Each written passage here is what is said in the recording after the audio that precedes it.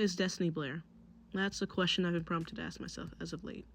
When people try to guess my major or what I study, the top 3 responses are acting, fashion, or film. I don't mind being confused for having these majors, but at my core, I know I'm a painter. Taking that into account, each creative has their own method to their madness. Mine happens to be a quick scroll through Pinterest or my camera roll for inspiration. In theory, I could paint without a reference or a sketch, but my rate of success is much higher with a decent plan.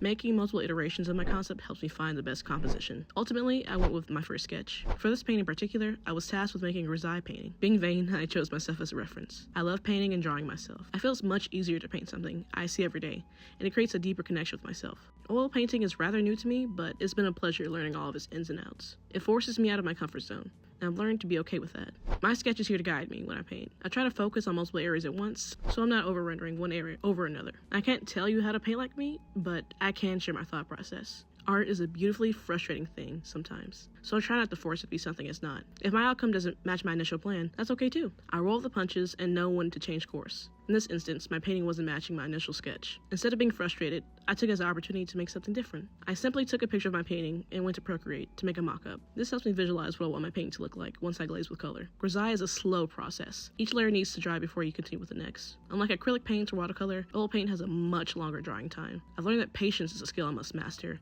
if I want to be successful with oil paint. One mistake is just a new path to better result in my opinion. This painting is still a work in progress, but so is my journey as an artist. With each painting, each mistake, each breakthrough, each failure, I'm forging my path to becoming the artist I've always dreamed of. All it takes is a willingness to learn, and I was born with that. These small things that I learned while creating not only shape my creative process, but the way I move through the world. My life is tethered to my art, and I wouldn't have it any other way.